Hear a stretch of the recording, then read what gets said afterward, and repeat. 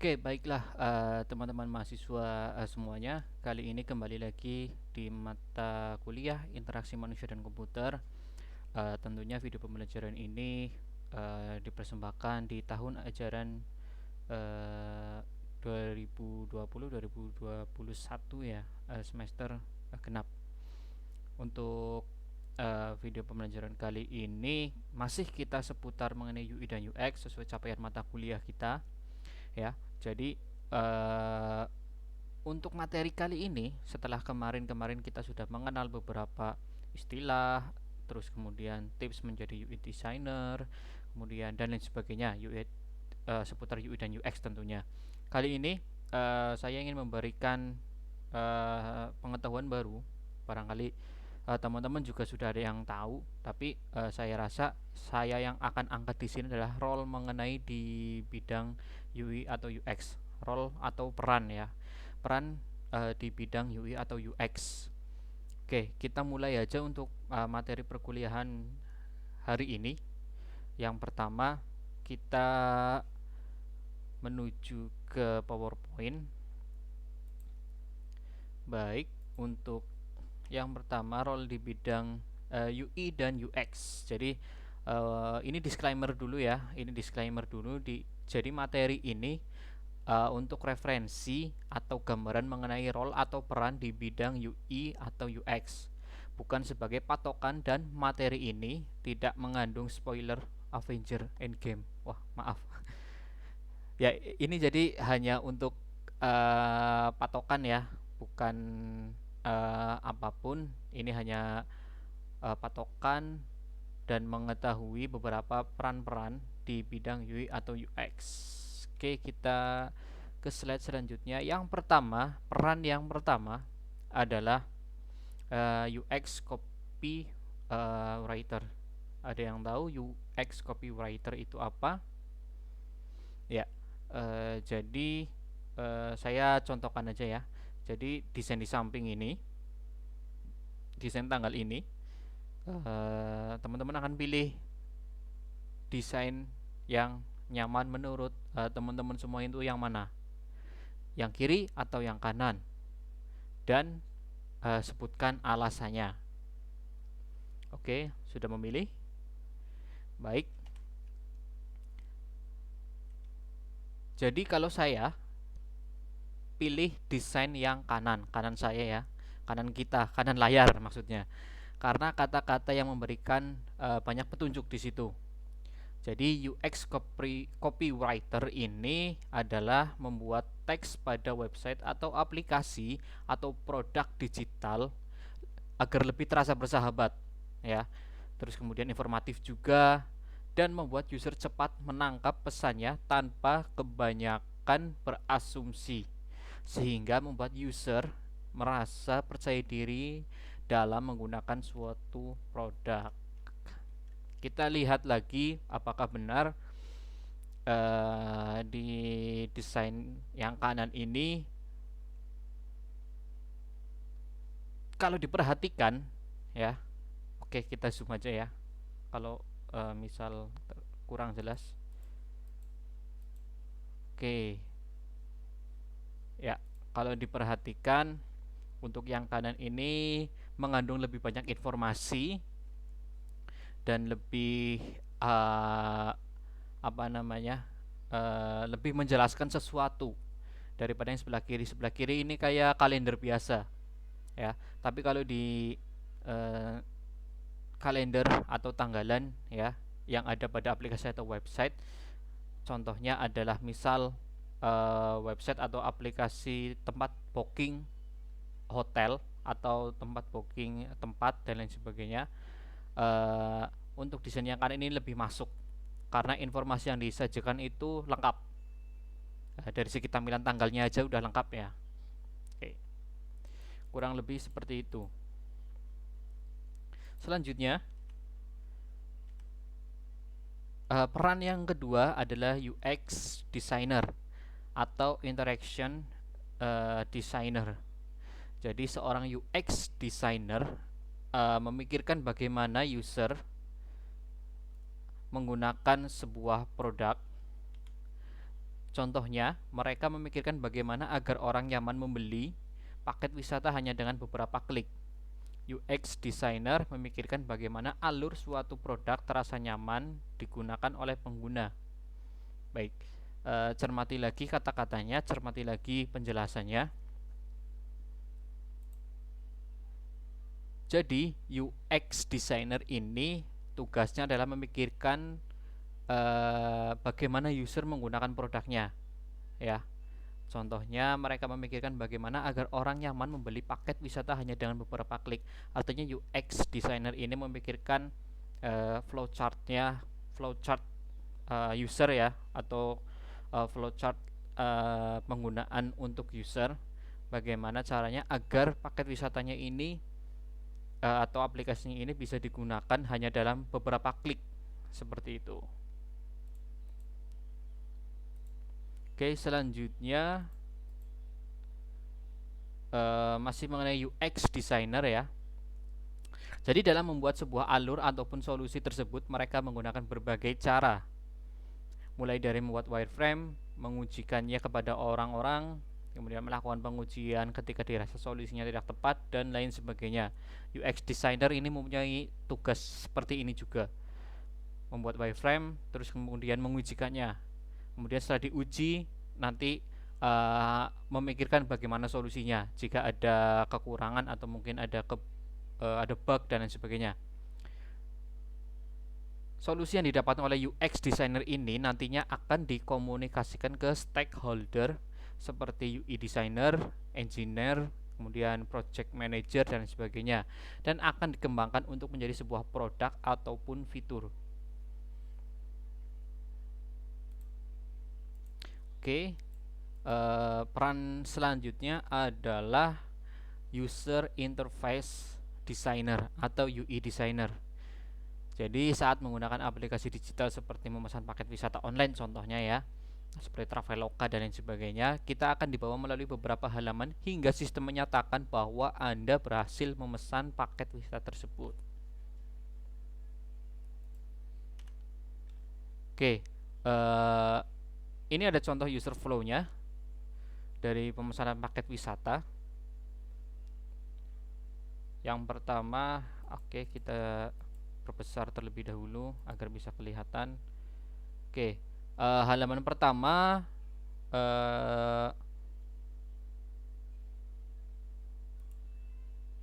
terlalu besar ya. Oke, seperti ini. Oke, baik.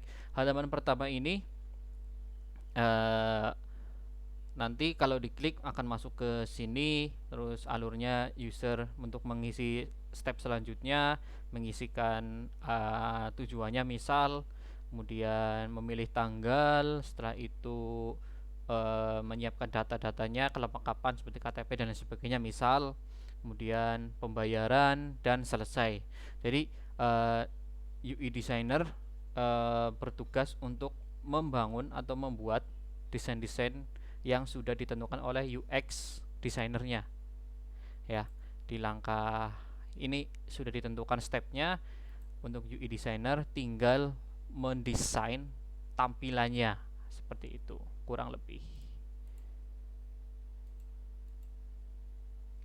Nah, ini tugas UI designer mendesain halaman-halaman tersebut ya tadi, dan juga mendesain bagaimana interaksi setiap elemen yang ada di halaman sehingga kita tidak kebingungan untuk melalui proses pemesanan paket wisata. Sebelum mendesain halaman tersebut, seorang UI designer biasanya bekerja dengan UX designer ya, seperti yang tadi saya bilang, untuk merancang alur dari proses tersebut.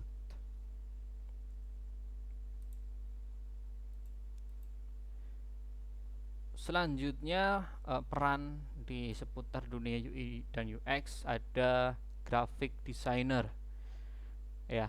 Ketika kita menggunakan suatu aplikasi atau website, tentu kita akan sering menemukan grafis yang cantik dan menarik, kemudian membuat mata kita nyaman dalam menggunakan aplikasi tersebut. Dan kadang jika kita melihat banner dengan desain yang cantik, kita ingin sekali mengklik gambar tersebut ya. Contohnya ini. Ada beberapa penggunaan grafis yang indah pada aplikasi. Contohnya Headspace, kemudian Duolingo, Marvel, dan Nick Run Club. Ini salah satu penggunaan grafis pada aplikasi-aplikasi yang saya pilihkan, yang saya temukan juga, di mana penggunaan grafis yang cantik dari suatu aplikasi ini sungguh menarik mata dan membuat kita sangat nyaman. Bisa dicoba sendiri nanti ya. Ini juga pada Bukalapak ya, grafisnya cantik, menarik, desainnya bagus. Nah, ini desain ini yang membuat itu adalah grafis designer ya. Jadi grafis designer lah dibalik keindahan dari contoh-contoh atau referensi tersebut ya. Mereka membuat uh, grafis yang cantik yang sesuai dengan brand perusahaan. Selain itu mereka juga membuat icon, marketing materialsnya ya, aset-aset resource-nya, dan hal lain sebagainya ya.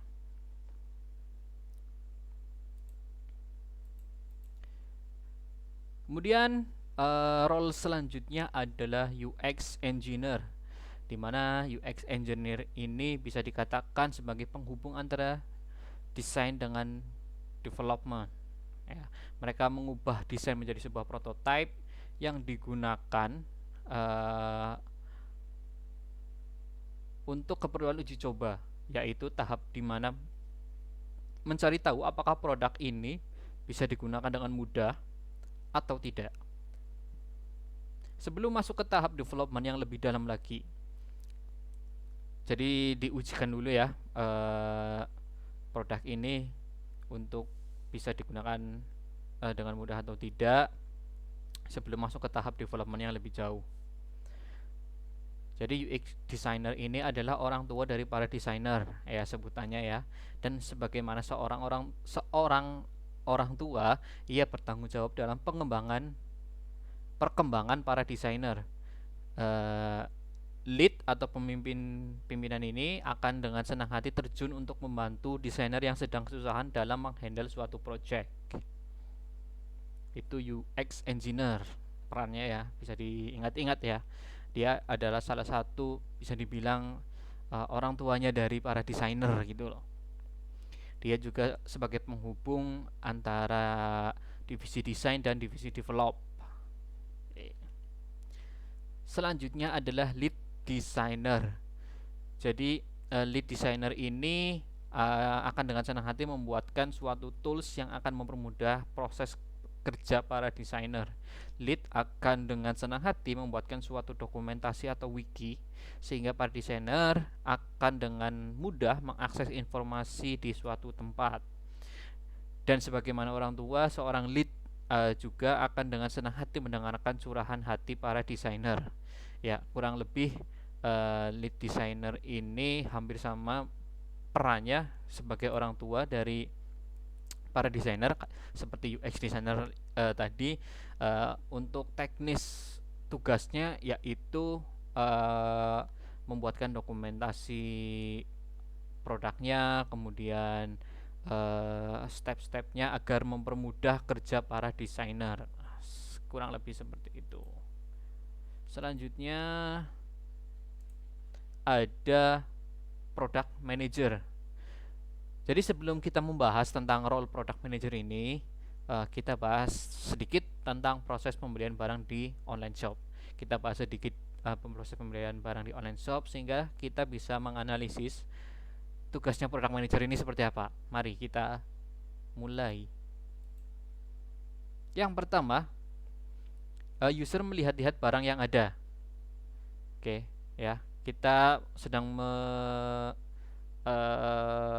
mereview ini proses pembelian barang di online shop. Yang pertama, prosesnya adalah user melihat barang yang ada, kemudian user mencari barang yang dia inginkan lewat fungsi search, kemudian user memasukkan barang ke keranjang belanja, user melakukan proses check out, user melakukan proses pembayaran, kemudian user menunggu barang datang dari penjual.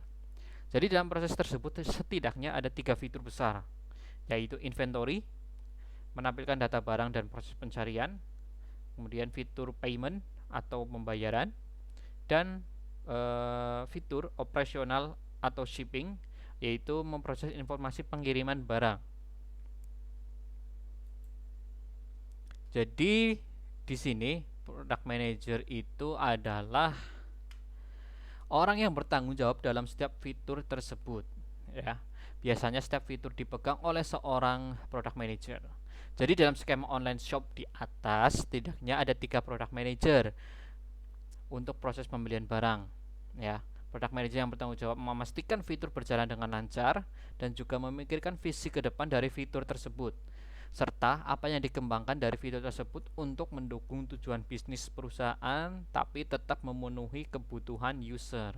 Jadi ada 3 product manager dari masing-masing 3 fitur ini.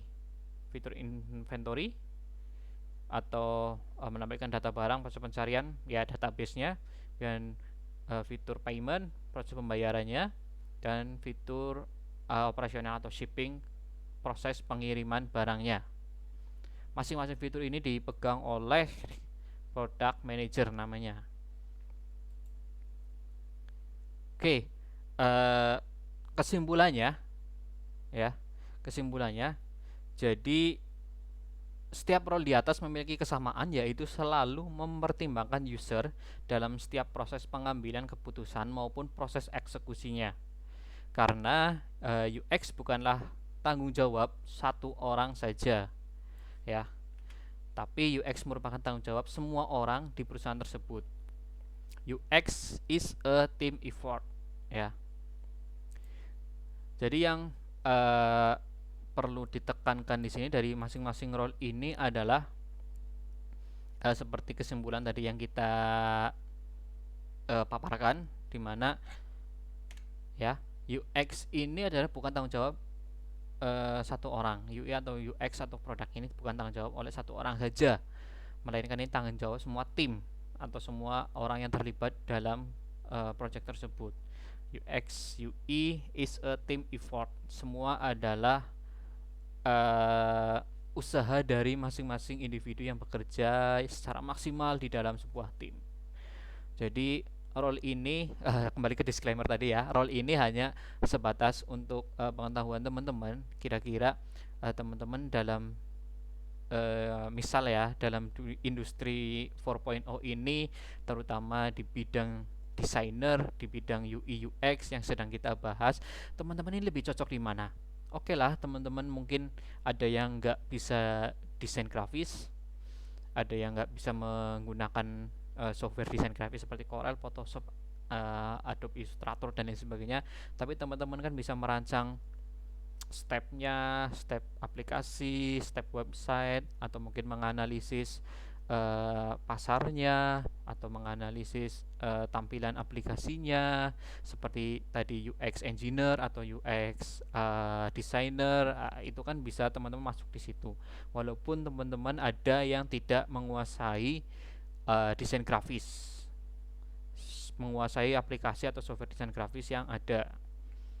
Jadi itu beberapa role yang ada pada lingkungan UI dan UX. Mungkin itu saja untuk pertemuan kali ini. Jadi tetap semangat, tetap belajar untuk mengembangkan diri, gali potensi yang ada di dalam diri Anda. Ada di manakah potensinya sekarang gitu. Oke, cukup sekian dari saya. Salam IMK.